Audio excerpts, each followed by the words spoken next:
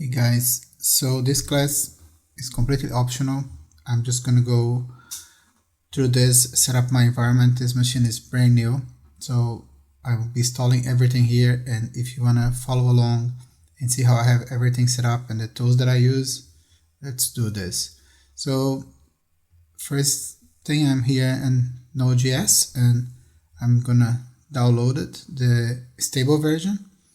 The Node.js, I always use this stable version because I'm not gonna run the latest version in production, and I like to test the applications with the version I'm using in production. So I'm gonna download the 12.18.3 and install it. So very simple, just run installing, press continue a couple of times, and that's it.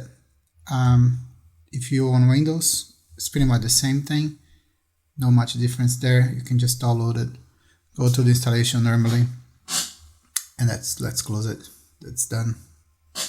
Next, I'm gonna use Chrome Canary for my Chrome tools. Instead, I'm using Safari here because this is what comes with the Mac, but I like to use Chrome, and this Canary version has the latest, is the nightly build from Chrome. No much more than this, so you can just download here as well and install it. And I'm already downloaded, so I can just go ahead and install. Same thing from if you have Windows, just go through the normal Windows installations. There is no secret there as well. And finally, for the text editor, I'm using Visual Studio Code, and I'm using the Insiders version. Also, it's the latest, released each day, so you're gonna have all the great new stuff from Visual Studio Code. I already downloaded as well, and for Visual Studio Code we can just quickly install. For Windows, again, same thing, just run through the installation, and for Mac you just have to throw inside your applications folder, and that's pretty much it.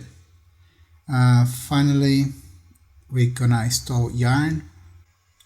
So Yarn is nothing more than a package manager like npm, but is normally used in Create React app, and I think it's a much faster and nicer package manager than npm. So we're gonna start using this, and I'm gonna go in getting started and installation.